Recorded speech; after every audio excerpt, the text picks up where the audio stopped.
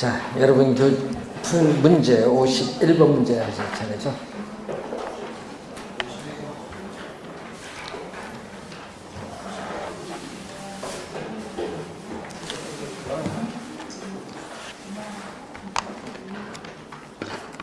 자, 부동산 투자 의사결정 방법에 관한 설명으로 틀린 것.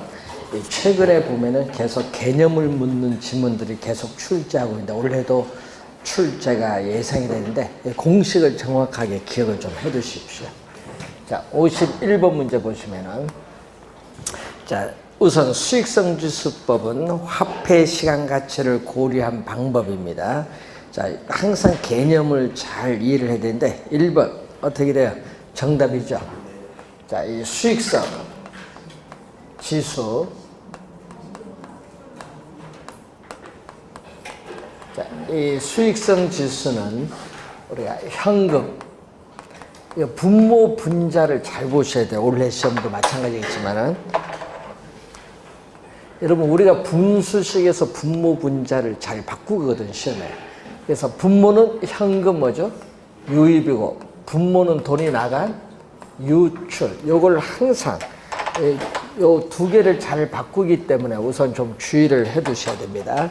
자, 현금 유입의 현재 가치를 PV라고 하고, 현금 유출의 현재 가치, 현재 투자한 금액을 분모인데, 그래서 여러분 작년은 순현가의 개념을 정답 물었기 때문에 올해는 수익성 지수가 좀 중요합니다. 좀 주의를 해 두셔야 되겠습니다. 1번 정답이 되겠죠. 자, 분모 분자로 주어질 때는 뭐를 기준? 1을 기준으로 판단해요. 분모 분자로 주어질 때는 1을 기준. 자, 1보다 크면은 현금 유입의 현재 가치가 현재 투자한 금액보다 크기 때문에 이때는 투자를 채택을 하고, 자, 현금 유입의 현가보다 현금 유출의 현가, 현재 투자한 금액이 많으면 투자가 이루어지지 않는다. 이렇게 투자 의사결정 판단 기준도 확인, 이를 기준으로 판단합니다. 자, 2번 이 회계적 이익률법은 화폐 시간 가치를 고려하지 않는다. 꼭 기억해야 됩니다. 회계적 이익률법은 화폐 시간 가치를 고려하지 않는다. 자, 회계적 이익률 개념을 보면은 연평균. 자, 매년 이 평균적으로 발생하는 이 순이익이 또 연평균 이 투자한 금액이 얼마냐, 요걸 묻는 거거든요. 그럼 이 회계적 이익률이 기업이 설정한 이 목표로 하는 이익률인데 이 이익률보다 더 높았다. 높으면 또 뭐다? 투자가 이루어진다. 채택을 하고, 반대로 목표 이익률이 더 크면은 투자가 이루어지지 않는다 얘기죠. 자, 여기서 어느 경우죠? 회계적 이익률이 목표 이익률보다 큰 투자한 중에서도 회계적 이익률이 가장 큰 투자를 선택하는 경우를 상호 배타적 투자. 배타적 투자는 한 투자를 선택하면 나머지는 배제시키는 걸 말합니다. 2번 맞는 질문. 3번 순현가법은 화폐 시간 가치를 고려한 방법으로서 순현가, 작년에 개념을 또 뭐 한다? 우리는 정답으로 물었죠. 순현가는 현금 유입에 있어서의 현재 가치에서 현금 유출 현재 가치 뺀 요 개념을 작년에 정답 지문으로 물었어요. 분모 분자가 지금 이제 요거는 분모 분자로 주어진 게 아니거든요. 뺀 거거든요. 요 뺄 때는 0을 기준으로 판다. 자, 순현가가 0보다 크면 현금 유입의 현재 가치가 현재 투자한 금액보다 많기 때문에 투자가 이루어지고, 0보다 작으면 투자가 이루어지지 않는다. 자, 그래서 3번 또 맞는 지문이고, 4번 내부 수익률 개념. 시험에 하여튼 또 매년 출제되는 또 용어 중에 하나가 내부 수익률이죠. 자, 이 투자한 그 자체에서 우리는 장래 예상되는 기대 수익률인데 항상 여러분 내부 수익률을 볼 때는 꼭 명심을 해야 되는 게 현재 가치다. 현금 유입의 현재 가치 그리고 현금 우리가 유출에 있어서의 현재 가치. 자, 현금 유입의 현재 가치는 V이고 현금 유출의 현재 가치는 I인데 이 현금 유입의 현재 가치와 현금 유출의 현재 가치를 서로 같게 만드는 할인율인데 여기 항상 무슨 가치? 현재. 시험에는 미래 가치로 출제를 많이 하죠. 자, 그러면 순현가는 얼마죠? 순현가는 PV에서 I를 뺀데 서로 같으면은 순현가는 0으로 만드는 할인율이고 수익성 지수는 PV를 또 I로 나눠준데 서로 같으니까 얼마? 1. 수익성 지수를 1로 만드는 할인율인데 자, 여러분 여기서 내부 수익률은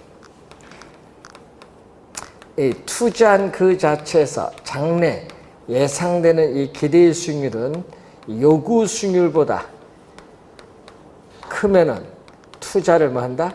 채택을 하고 내부 수익률이 요구 수익률보다 작으면 투자가 이루어지지 않는다. 그 4번의 끝에 보세요. 투자자 입장입니다. 투자자 입장에서 이 내부 수익률은 어떻게 돼요? 요구 수익률 최소한의 요구 수익률의 개념이 된다. 투자자 입장에서 보면은. 그래서 맞는 지문입니다.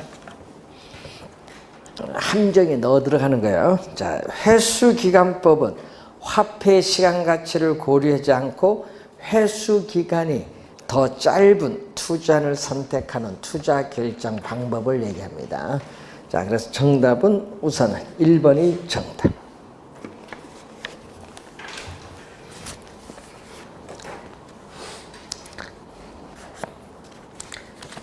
자, 52번.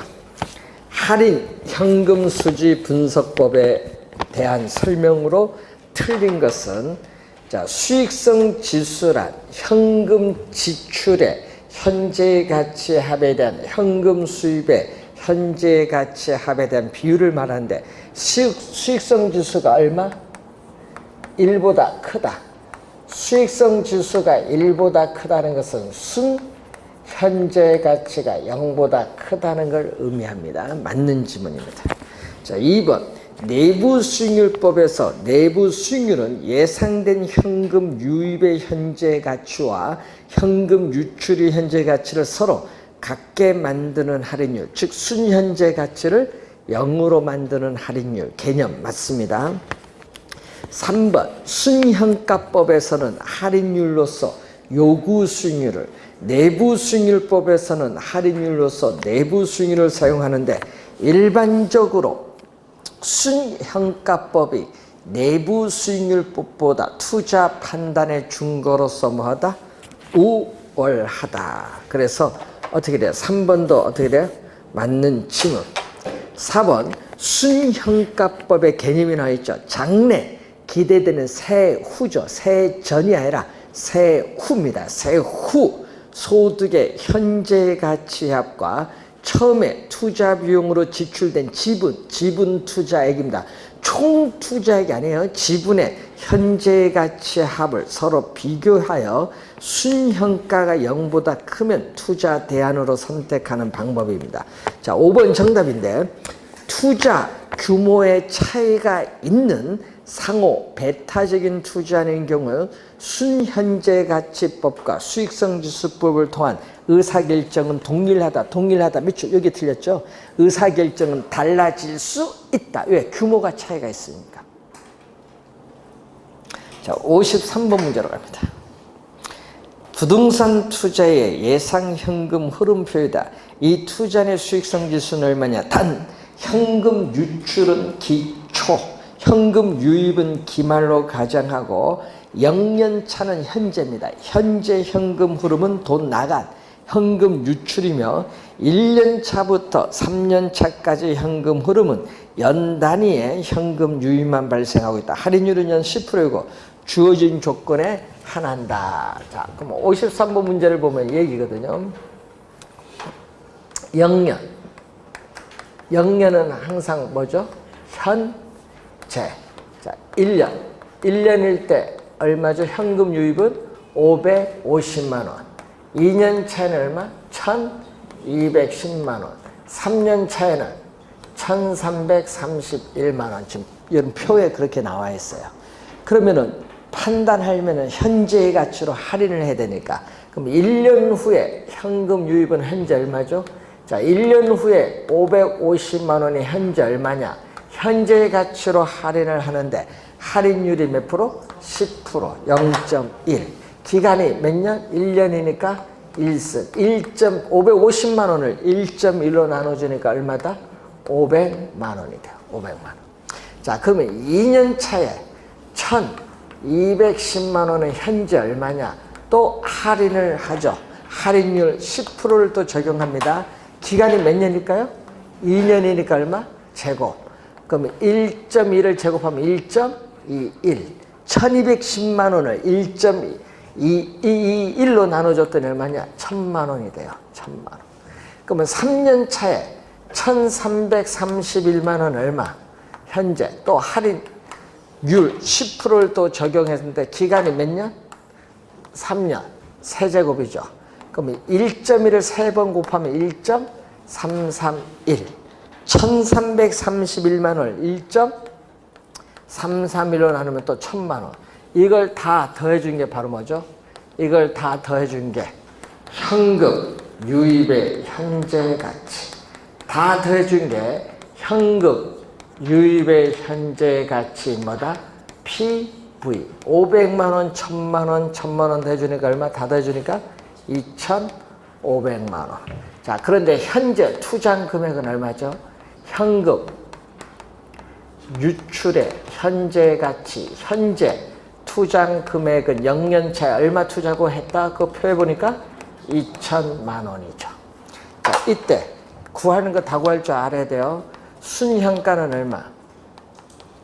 순현가 NPV는 현금 유입의 현가에서 현금 유출의 현가를 뺐는데 2,500만 원에서 2천만 원을 빼니까 얼마죠? 500만 원이 돼요. 자, 그럼 또 수익성 지수는 수익성 지수 PI는 현금 유입의 현재 가치 2,500만 원을 현금 유출의 현재 가치 얼마로? 2천만 원으로 나눠주는데 분모 분자를 500만 원으로 나눠주면 5, 25, 5, 4, 20. 4분의 5니까 1.25. 2번 정답. 둘 다 구할 줄 알아야 돼요. 이 상당히 중요한 문제죠. 자, 54번. 만약에 올해 시험에 이렇게 박스가 주어졌어요. 그리고 계산 1번부터 5번 다 한다. 이런 유형의 문제는요, 답은 4, 5번에 있어요. 그래서 문제 풀 때 이런 거는 빨리 풀 때 5번부터 풀고 답이 나오면 넘어가 보면 돼. 답은 4, 5번에 있어요. 이런 문제, 계산 5개 다 하는 문제는. 이런 건 요령의 문제 풀 때 1번 지문부터 풀면 안 돼요. 자, 1년 동안 예상되는 현금 흐름이다. 다음 중 옳은 건데, 자, A 부동산 가격이 15억인데 내 돈 10억, 대출 5억이에요. 자, 부채 비율은 얼마죠? 자, 부채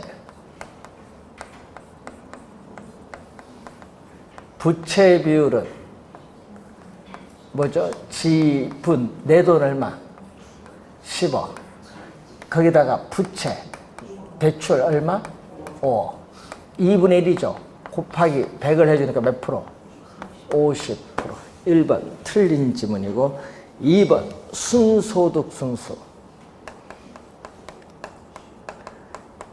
자, 순소득 승수는 뭐죠? 총 투자액을 대상으로 하죠.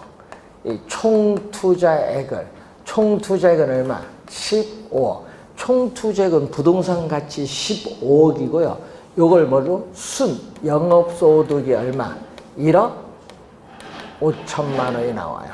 그러면 얼마? 15억 원을 1억 5천만 원 가지고 회수하는데 몇 년?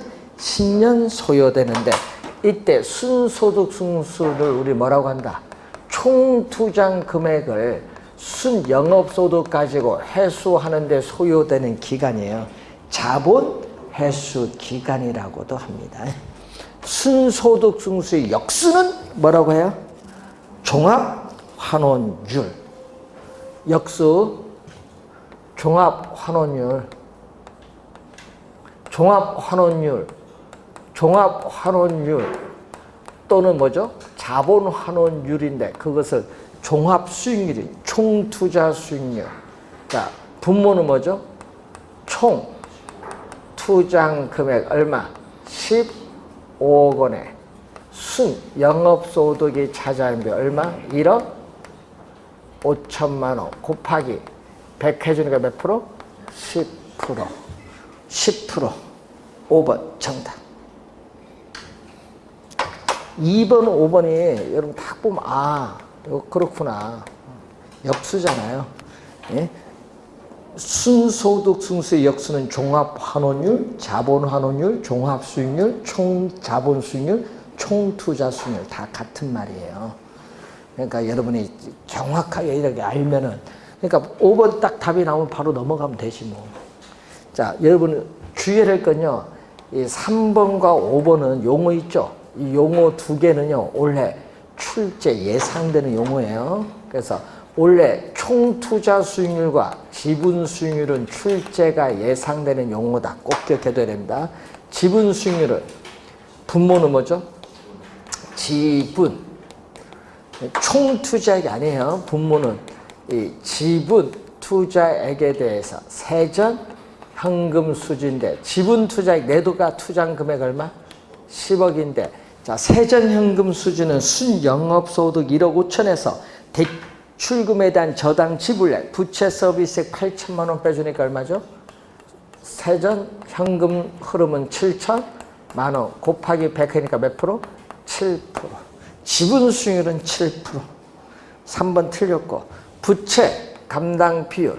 자, 이 부채 감당 비율은 매년 출제되는 중요한 용어. 당연히 올해 시험에도 출제합니다.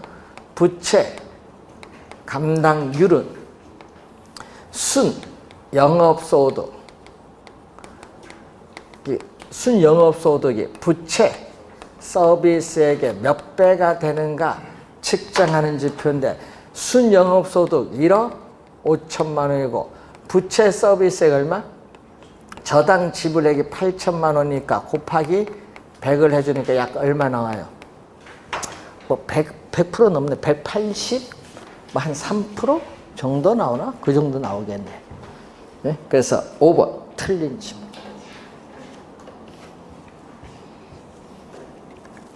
5번 정답입니다. 부채 감당 비율은 50, 거의 3%가 아니라 100, 한 80, 한 3% 약간 넘는 것 같아요. 보니까. 자, 55번 문제로 갑니다.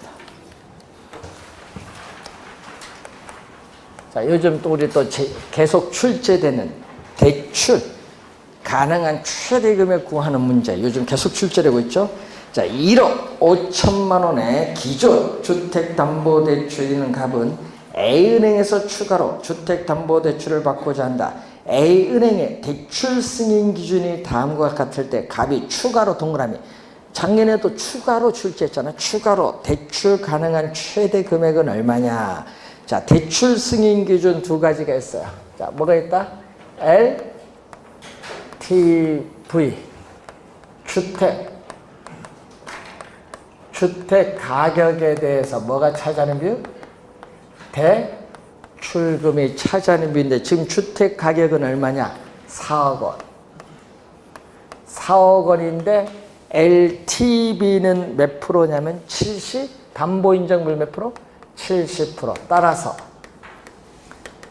대출금은 4억에 70%니까 얼마? 2억 8천만 원.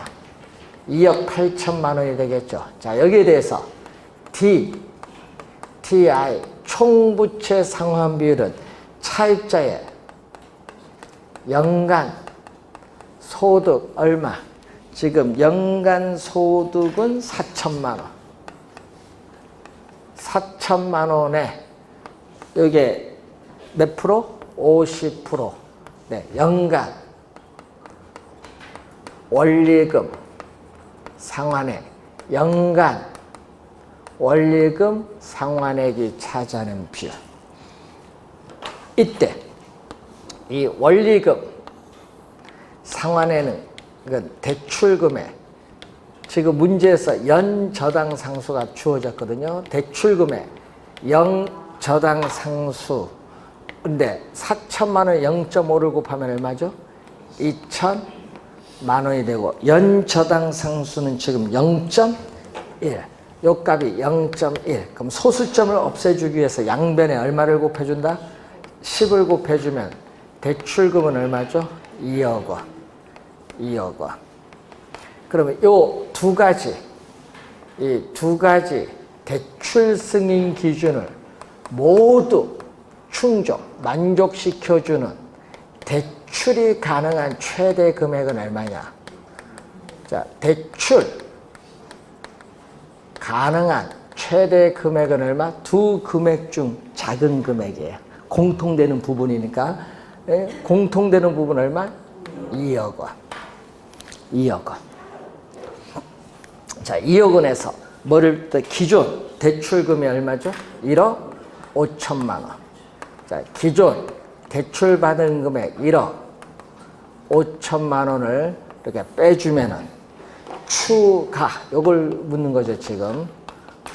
추가로 대출 가능한 최대 금액이 얼마냐? 자, 추가로 대출이 가능한 최대 금액은 얼마죠? 5천만 원. 5천만 원. 4번 정답이 되겠습니다.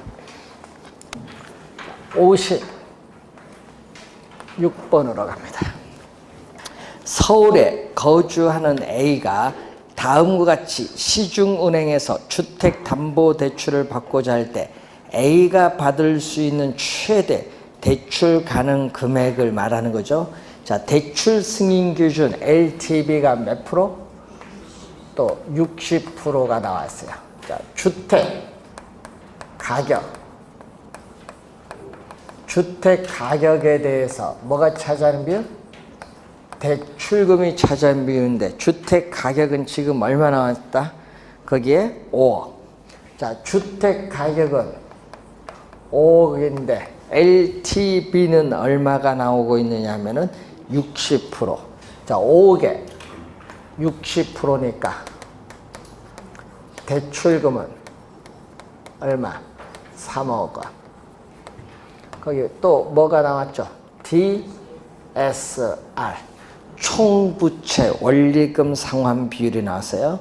총부채 원리금 상환 비율 40%인데 이것은 차익자의 연간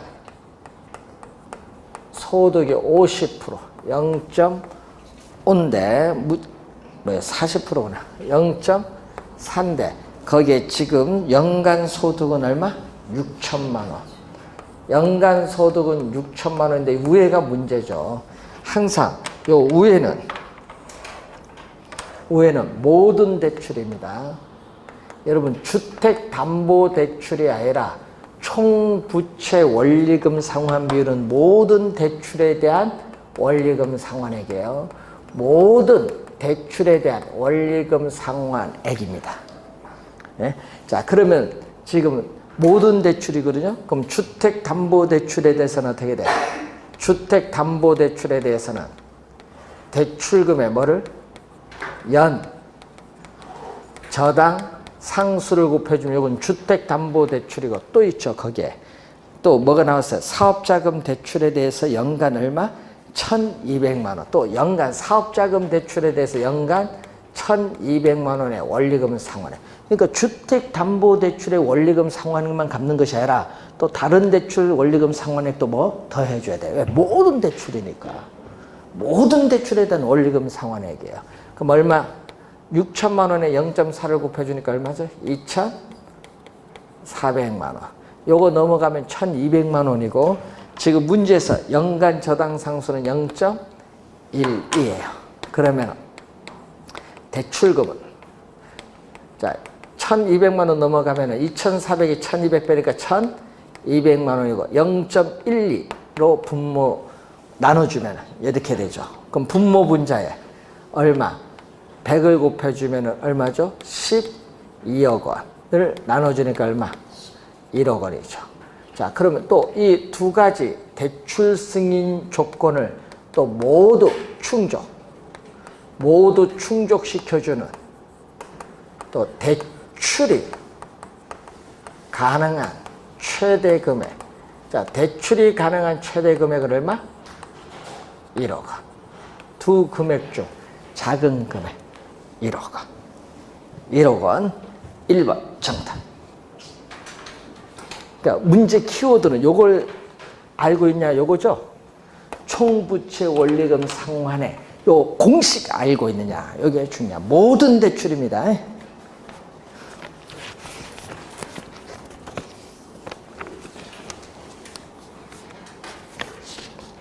자, 57번 문제로 가겠습니다. 자, 57번. 금융기관의 상업용 부동산에 대한 대출 기준이 다음 보기와 같다면은 금융기관이 대출해 줄 수 있는 최대 금액인데 대출 기준이 두 가지 나왔죠. 자, 우선 부채 감당 비율. 여러분 부채 감당 비율은 부채 감당률을 얘기해요. 부채 감당률. 부채 감당률은 순 영업 소득이 부채 서비스액에 얼마가 되느냐. 이 값이 1.2 이상이다. 지금 문제에서 순영업소득이 얼마? 순영업소득이 1억 5천만 원이 나왔죠. 자, 이때 부채 서비스액은 원리금 상환액인데 원리금 상환액은 대출금의 연 저당 상수를 곱해주면 되는데 문제에서 연간 저당 상수는 0.1 0.1이거든요. 그럼 분모 분자에 얼마? 10을 곱해주면 얼마? 15억 원이에요. 15억 원. 대출금 0.1은 얼마? 10을 곱하면 1이죠. 이것은 얼마? 1.2다. 따라서 대출금은 1.2로 나눴죠? 1.2분의 얼마? 15억 원. 분모 분자에 또 10을 곱해주면 150억 원을 12로 나눠주면 얼마? 12억 5천만 원. 대출 가능한 최대 금액 요거 12억 5천만 원 하나 구했고 또 LTV가 나오죠. 자, 이 상업용 부동산 가격에 대한 대출금이 차지하는 비율인데 지금 상업용 부동산 가격이 얼마죠? 15억 원. 15억 원에 0. 얼마? 8 이하. 따라서 대출금은 15억에 0.8을 곱해주니까 얼마죠? 12억 원. 15억에 0.8을 곱해주면 또 요 두 가지 대출 승인 기준을 또 모두 충족해주는 대출 가능한 최대 금액은 얼마냐. 자, 대출 가능한 최대 금액은 얼마? 두 금액 중 작은 금액 얼마? 12억 원. 대출 가능한 최대 금액 12억 원. 2번 정답. 자, 몇 가지 풀었어요. 다양한 유형 형태, 이런 형태가 있구나 한번 보시면 되겠습니다. 자, 58번 문제로 갑니다. 자, 58번 문제를 보시면은 자, 주택 금융에 관한 설명이죠. 자, 주택 금융은 주택 수요자에게 자금을 융통해 주는 것을 우리는 주택 뭐라고 하죠? 소비금융. 주택 소비금융의 대표적인 게 한국주택금융공사에 뭐가 있다? 보금자리론이 있겠고, 주택 개발금융이죠. 자, 주택 공급자에게 자금을 융통해주는 것을 우리는 주택개발금융이라고 해요. 이 주택개발금융은 공급자 금융이에요. 대표적으로 뭐가 있죠? 건축, 대부라든지 프로젝트 파이낸스 이런 게 주택에 대한 거죠. 이 주택소비금융은 수요자가 자금을 융통하는 거고, 주택개발금융은 공급자가 자금을 융통하는 수단입니다. 자, 우선 기본 개념을 알고 1번 기억 봅니다. 주택금융은 수요자에게 자금을 융자짐으로써 구매력을 높여주죠. 기억은 우선 맞는 지문. 니은 주택소비금융은 주택을 구입을 하려는 사람이 신용을 담보, 신용 믿죠? 신용이 아니야. 주택을 담보로 제공하고 자금을 제공받는 형태의 금융을 말합니다. 니은 틀린 지문. 자, 딕은 서민에게 주택을 담보로 하고 자금을 융자해주는 실수요자에 대한 금융이 주택 무슨 금융? 소비금융. 개발금융이 아니라 주택소비금융. 딕은 또 틀렸고. 네 번째, 주택자금 융자는 주로 10년 이상의 장기 융자 형태이므로 대출 금융기관에 돈이 부족해지는 유동성 제약이 발생할 우려가 있죠. 왜? 단기로 자금 조달을 해서 장기 운용하니까 돈이 부족해지죠. 유동성 제약이 발생할 우려가 있기 때문에 주택 저당 채권의 유동화 필요성이 뭐다? 있다. 주택 저당 채권의 유동화 필요성이 있다. 그래서 맞는 지문은 몇 번? 기억과 리을 3번 정답.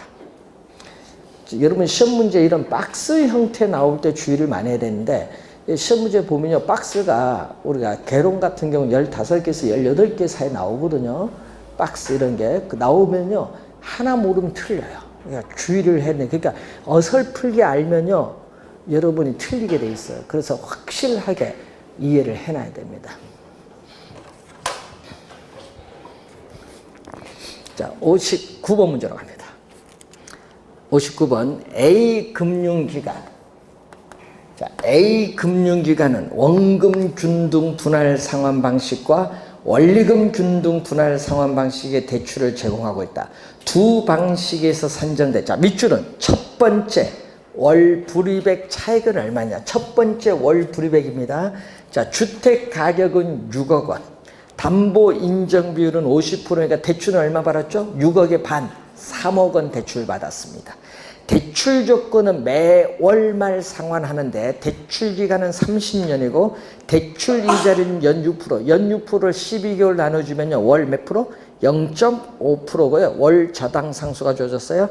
자, 원금 균등 분할 상환 방식은 3년 거치. 그럼 거치 기간 동안에 이자만 지급합니다. 원금 균등 분할 상환합니다. 자, 그러면은 CAM 원금 균등 분할 상환에서 첫 번째, 자, 지금 요걸 구하는 거잖아요. 첫 번째 월 불이백이 얼마냐. 지금 구하고자 하는 것은 이 첫 번째 월 불이백 얼마냐. 요걸 구하는 거예요. 첫 번째 월 불이백 얼마 요거. 첫 번째 월 불이백은 뭐를 의미한다? 요거 이자예요, 이자. 야, 여러분 3년 거치 기간 동안에 뭐만 갚는다? 이자. 첫 번째 월 불이백 이자지. 이자는 대출금. 자, 첫 번째는 아직 돈 안 갚았거든요. 대출금, 융자 잔고인 대출금이 얼마? 3억 원이에요.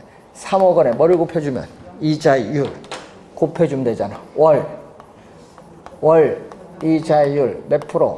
0.5% 곱해주면은 얼마? 150만 원.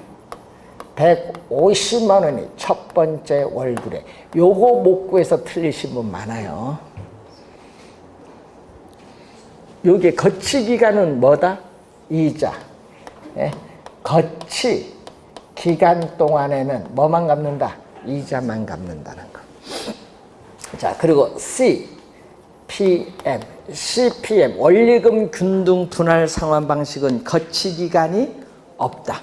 거치 기간이 없으면 매월 여러분 매월 갚아나가는 원리금 상환액은 동일해요. 첫 번째 월 불이백이든 뭐 신개월째 월비는 똑같다. 자, 매월 원리금, 매월 원리금 상환액은 동일해요. 이것은 대출금 3억 원에 뭐를 곱해주냐? 월 저당 상수를 곱해줘요. 자, 월 저당 상수를 곱해준다. 월 저당 상수가 0.0064444. 3억 원에 이걸 누리면 되겠죠. 자, 계산을 했더니 얼마가 나와요?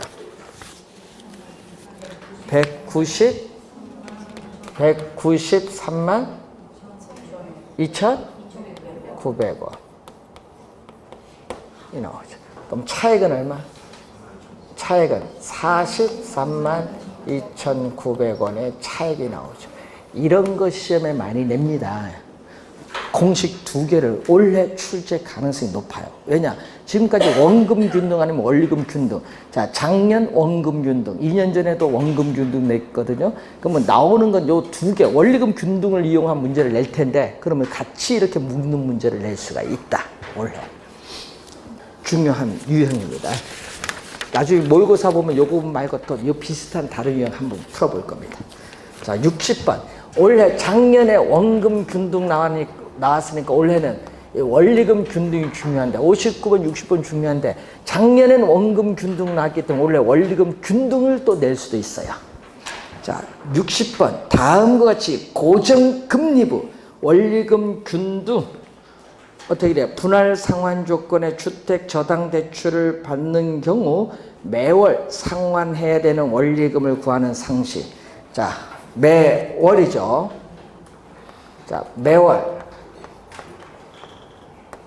매월 원리금 상환액은 대출금, 지금 문제 박스 안에 대출 원금은 얼마? 1억 원 곱하기 이제 요게 문제지. 월 저당 상수를 곱해줘야 돼. 이걸 구해야 되는데, 예? 이게 여러분이 그래서 이 문제가 출제되면 이게 어려운 거야. 아, 저당 상수 어떻게 구하냐? 이게 쉬운 게 아니에요. 연금의 현가계수 구해서 역수로 들어가야 돼. 그래서 최종 공식이 이렇게 나오는 거예요. 요걸 근데 이거 구하는데 시간이 오래 걸려요. 이게 여러분 우리 같으면 한 20초 구하는데 여러분은 한 등비술 가서 고쳐야 되거든. 그럼 결론은 요거 갖고 구하라는 얘기인데 요거는요 지수법칙에서 이렇게 오는 거야. 1 플러스 R의 N승분의 1 얘기거든요. R의 마이너스 N승은 R의 N승분의 1 요거야 지수법칙. 이렇게 나온 것을 뭘로 한다? 분모 분자를 통분하죠. 1 플러스 R의 N승분의 1 플러스 R의 N승 마이너스 1의 R. 분모 분자, 요걸 분모 분자에 곱해버려. 곱해버리면 여기 남는 것은 약 없어지죠. 곱해버렸으니까 1 플러스 R의 N승 마이너스 1. 분자에는 뭐를 곱했어 지금? 1 플러스 R의 N승. 자, 여기서 이제 들어가는 거예요. 뭐? 이자율이 몇 프로? 5%거든요. 지금 연이자율이 5%, 0.05인데 연이자율을 12개월로 나눠줘야 월이자율이야. 월이자율이고, 자, N은 기간인데 몇 년? 10년. 올라가야 돼. 10년은 120개월이야. 120개월. 마이너스 1. 자, R 또 원리자율 12분의 0.05 곱하기 1 플러스 원리자율 12분의 0.05의 기간 120개월. 요게 월 저당 상수 들어가면 돼. 정답 4번.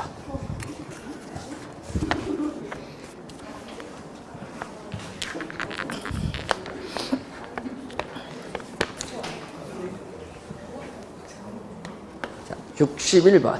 주택 저당 대출 방식에 관한 설명으로 틀린 것은 자, 원금 균등 분할 상환 방식과 원리금 균등 분할 상환 방식 1회차 월 지급액은 똑같겠죠. 자, 여러분 1회차에 이자는요 대출금이 같으니까 아직 돈 안 갚았거든요. 이것은 원금 균등 분할 상환은 이렇게 오겠고, 자, 원리금은 어떻게 온다? 원리금은 이런 형태로 내려오겠죠. 이게 C, PM이야. 둘 다 뭐다? 둘 다 이자, 지급, 곡선인데 처음에는 어떻게 돼? 처음 첫 번째 달은 아직 돈 안 갚았으니까 대출금액 같으니까 이자도 똑같다. 1, 2차 월 이자 지급액은 동일해요. 아직 돈 안 갚았으니까. 1번 맞는 지문입니다. 2번 원리금 균등 분할 상환을 묻는데, 자, 얘기거든요. 자, 초기에 원리금에서 이자가 차지하는 비중. 자, 초기에 이 원리금에서 이자가 차지하는 비중이 원리금 균등, 원금 균등 비교하는데, 자, 이런 의미거든요. 자, 원리금 상환액을 보게 되면은 어떻게 돼요? 원리금이 이렇게 일정한 금액씩 점차 감소하는 게 CAM이고, 이렇게 만기까지 대출 기간 내내 동일한 금액을 갚는 것은 원리금 균등 분할 상환이죠. 초기에 어디가 많이 갚죠? 자, 초기에 원금 균등이 원리금 균등보다 높네요. 원금 균등이 여기 원리금이 3이라면 요건 얼마? 2. 요게 많다는 얘기예요. 숫자로 쓸게요. 이자는 첫 번째 달 이자는 서로 같다. 1 같잖아요. 초기에 이자는 같지 뭐. 그러면 2분의 1이 커요? 3분의 1이 커요? 2분의 1. 그러니까 초기에 원리금에서 이자가 차지하는 비중은 원리금 균등 분할 상환의 원금 균등 분할 상환보다 뭐 크다. 2번 맞는 질문. 3번 차입자가 대출을 조기 상환을 한다. 자, 대출 잔액은 미상환된 원금을 의미하죠. 자, 만기인데 여러분 이렇게 또 융자 잔고가 이렇게 일정한 금액씩 감소를 해서 직선이 나온 건 CAM. 자, 이런 형태로 내려온 것은 CPM. GPM은 초기에 부의 상환이 있기 때문에 이런 형태로 내려온 것은 GPM이에요. 자, 이때 중도 상환을 한다. 자, 3번에 보시면 차입자가 대출 금액을 중도 상환할 경우에 대출 잔액은 어디가 요거 원금 균등 분할 상환 방식은 원리금 균등보다 뭐 적죠? 네, 적다. 3번 4번 원금 균등 분할 상환 방식은 대출자 측의 금융기관 입장에서 볼 때 원금 회수 위험은 어떻게 돼? 지금 보세요. 여기서 보면 누가 많이 갚았어요? 초기에 보면은 요게 미상환된 원금이고 요거 상환된 원금 많잖아요. 원리금 균등은 상환된 원금이 이렇게 적잖아요. 많이 갚았으니까 금융기관 입장에서 원금 회수 위험이 가장 작은 건 뭐예요? 원금 균등 분할 상환. 원금 균등 분할 상환이 원금 회수 위험 측면에서 가장 금융기관 입장에서 볼 때 작아요. 4번 정답. 크다 하면 안 되죠. 5번 차입자의 월 불이백이 가장 적은 거. 자, 차입자의 월 불이백이 가장 이렇게 적은 방식, 여기에 GPM 점증 상환 저당 대출인데 가장 적은 건 뭐죠? GPM. 5번에 가장 적은 건 GPM. 자, 62번 한국주택금융공사법에 의한 주택담보노후연금에 관한 설명으로 틀린 것은 단독주택, 다세대주택, 오피스텔, 상가주택 등이 연금의 대상주택이 된다. 자, 1번. 여러분이 1번은 뭐죠? 우린 주택법상 주택이야. 여러분 주택, 연금의 대상주택은 주택법상 주택. 뭐가 있어요? 우린 단독주택, 네? 다세대주택, 연립주택, 아파트, 주상복합 아파트 포함, 또 지방자치단체 신고된 노인복지주택도 포함하는데 여러분 거기에 뭐는 안 돼요? 준주택인 오피스텔, 상가주택은 안 돼요. 2개 들어가서 틀렸습니다. 1번 정답. 연금 수령 중 담보주택이 주택 재개발, 주택 재건축이 되더라도 계약을 유지할 수 있다. 맞습니다. 연금 방식에는 주택 소유자가 선택하는 일정 기간 동안 노후 생활 자금을 매월 지급받는 방식인데, 여러분 3번을 뭐라고 하죠? 확정 기간 방식이에요. 우리나라는 확정 기간이 몇 개 있어요? 5개. 5년, 10년, 15년, 20년, 10년, 15년, 20년, 25년, 30년 5개 있습니다. 그런데 주의해야 될 것은 확정 기간 방식은 지방자치단체에 신고돼 노인복지주택을 뭐한다? 제외한다. 노인복지주택은 제외. 종신 방식은 포함되지만 확정 기간 방식, 노인복지주택 제외. 자, 가입자와 그 배우자는 종신거주, 종신지급이 되는 이제 장점이죠. 장점인데 또 가입자는 보증료를 납부하죠. 뭐 연보증료, 우리가 초기 보증료 납부해야 된다. 초기 보증료, 연보증료 납부해야 되는데 또 국가가 공적으로 보증하고 있어요. 중요한 것은 또 국가가 공적으로 보증하고 있기 때문에 주택연금 중단 위험이 없다. 주택연금 중단 위험이 없다라는 거. 자, 5번. 연금 방식에는 주택 소유자가 생존해 있는 동안 노후 생활 자금을 매월 지급받는 방식. 요거 종신 방식이죠. 5번은 종신 방식. 자, 63번. 자, 주택연금 틀린 거. 주택 소유자와 그 배우자 모두 60세 이상이다 하니까 틀린 지문이죠. 자, 뭐죠? 주택 소유자 또는, 여러분 우리 법령에 이렇게 나왔어요. 우리 법령에는 주택 소유자 또는 둘 중에 하나예요. 주택 소유자 또는 배우자가 얼마? 60세 이상. 법령에는 이렇게 나와 있어요. 또는이야 또는 둘 중에 하나입니다. 1번 정답. 2번 연금 지급 방식으로 주택 소유자가 선택하는 일정한 기간 동안 노후 생활 자금을 매월 지급받는 방식이 가능하다. 이건 확정 기간 방식. 3번 주택담보노후연금 보증을 받은 사람은 담보주택 소유권 등기에 한국주택금융공사의 동의 없이는 제한물건을 설정하거나 뭐 저당권 같은 거이죠. 또 압류 등의 목적물이 될 수 없는 재산임을 부기 등기해야 된다. 여러분 등기부분 떼보면요. 한국주택금융공사에 어떻게 돼요? 주택연금 신청해서 근저당권 딱 설정, 딱 찍혀 나와요. 다른 건 다 깨끗해. 그거 들어가면. 즉 그래야 여러분 압류가 안 들어오죠. 저당권도 안 되고. 3번 주택담보노후연금 받을 권리는 양도하거나 압류할 수 없다. 압류할 수 없습니다. 그래서 어떻게 돼요? 사람들은 요거 연금 받는 사람은요 압류될 수 없으니까 나이 드신 노년계층이요 국민연금 안 내버려요. 압류 안 되니까. 압류할 수 없잖아요. 건강보험료만 납부하는 거예요. 그래서 그것도 팁이야.